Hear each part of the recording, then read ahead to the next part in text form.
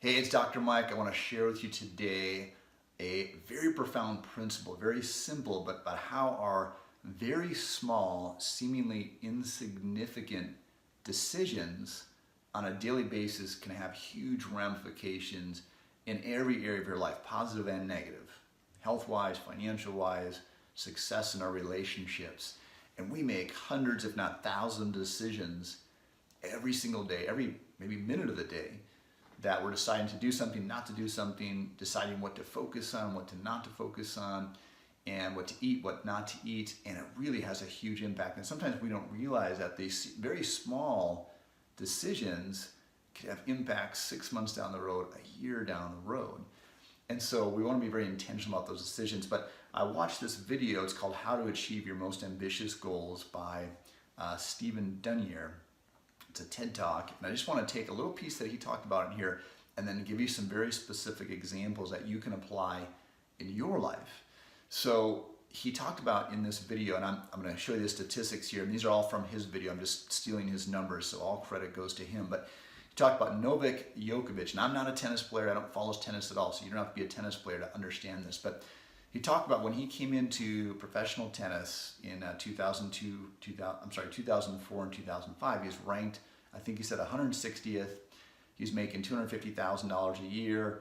And in 2006 and 2010, he went up to ranking number 3. He started making he was making $5 million per year just from tennis. And then he moved it to number 1 ranking, making $14 million per year just in tennis. Now, here's the interesting part though. He talked about the percentage of matches he won when he was ranked 160th was 49%. The number of matches he won when he was ranked number 3 was 79%. And we went to ranking number 1, he's making ranking number 90% of the matches he was winning when he was ranked number 1. So here's what's really, really profound. He said, on the average point in tennis, to win the point, on average there was 3 decisions, anywhere from 1 to 3 decisions. So you decide, how hard you're going to serve it, where you're going to try to place it when you serve it, when you return the volley, where you're going to be standing, those little decisions. So he talked about to go from ranking number 160th in the world, he was making 49% of the decisions correctly at that time. And when he went up to the 3rd rank in the world, he only went from 49% correct decisions to 52%. So he's only making 3% improvement in his decision making, 3 percentage points. Then to go from ranking number 3 to number 1, again, only another 3 percentage points, from 52% to 55%. In other words, he was making the correct decision 52% of the time versus 55% of the time versus 49% of the time. Very, very small. Now, it's not to belittle, obviously, he's an amazing player, he's put a lot of work in.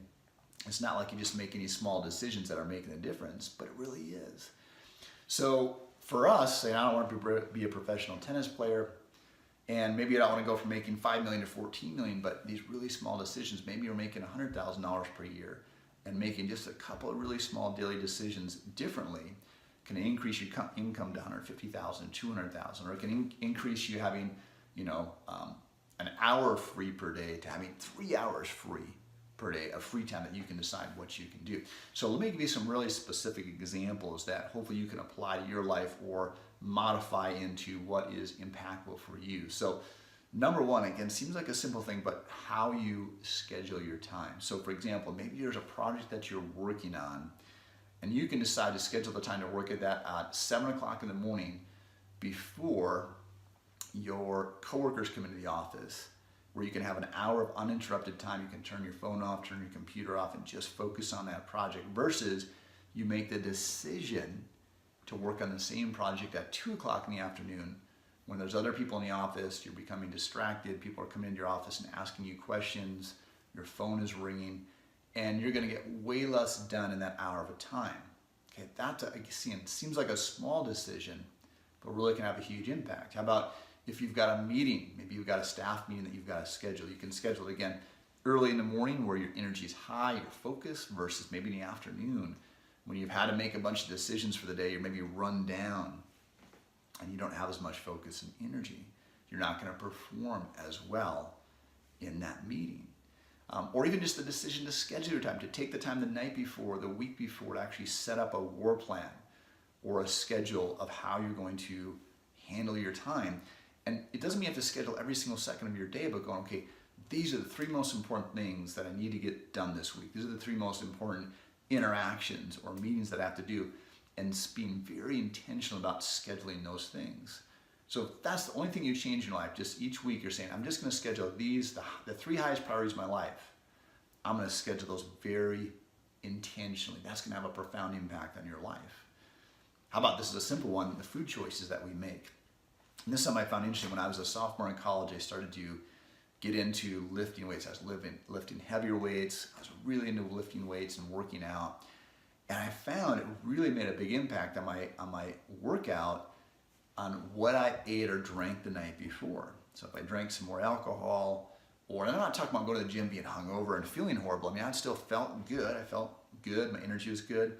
But I couldn't lift as much weight if I had a big bowl of spaghetti the night before, a bunch of carbs or sugar, versus if I had a good, healthy meal. So you may not be trying to lift weights, but again, you have a bunch of pizza and pasta and a few beers the night before, you're not going to sleep as well. Your energy and focus is not going to be as good the next day. Now, does that mean you can never eat pizza or pasta or drink beer? No, you make those decisions yourself, obviously.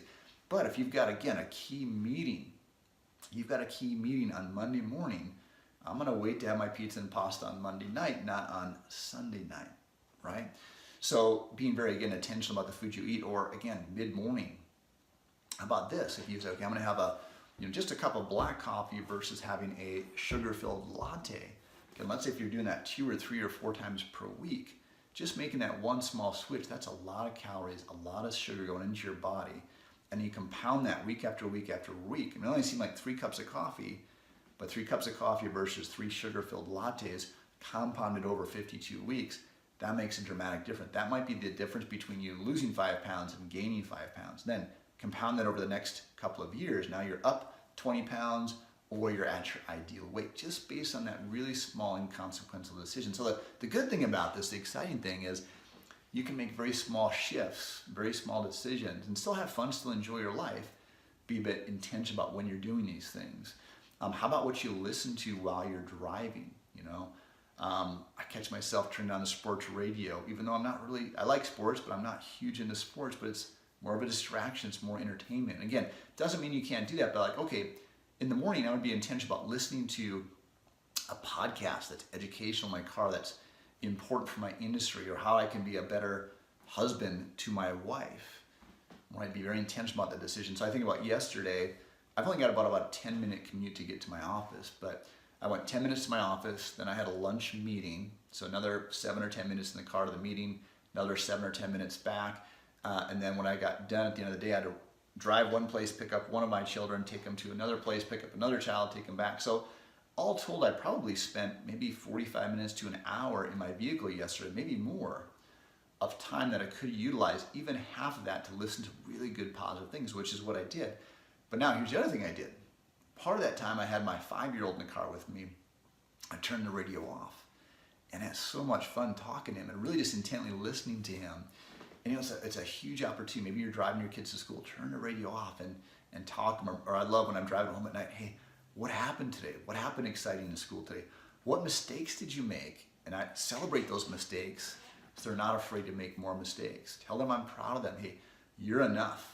I don't care, if you hit a home run tonight in your baseball game, I'm proud of you, I love you. If you strike out, I'm proud of you, I love you just as much. So it gives them freedom to go out and make mistakes. So, a great opportunity when you're in the car, and there's gonna be no other distractions, hopefully, they don't have phones, things like that, turn the radio off, or have them turn their phones off, and just have a conversation. Even if it's just 1 or 2 minutes.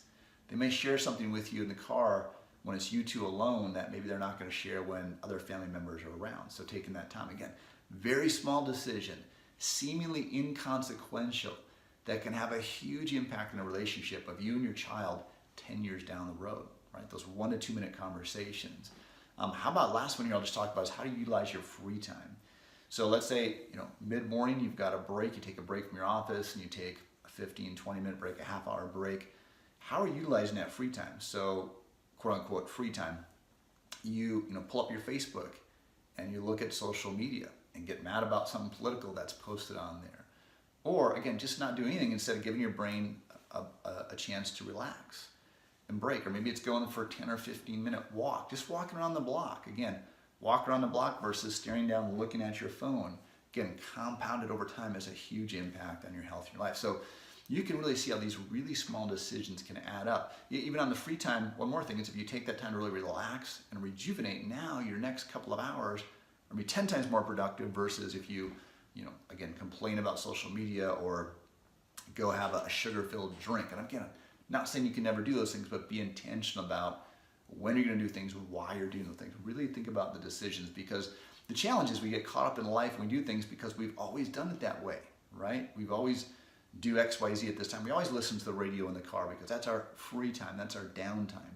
And that's okay if that's the way you use it. And now if that's, hey, if you say, I want to listen to music when I'm in a car because I rock out and I have fun and that's my downtime and that's how I rejuvenate, awesome, then do that. But be intentional about make your decisions, okay?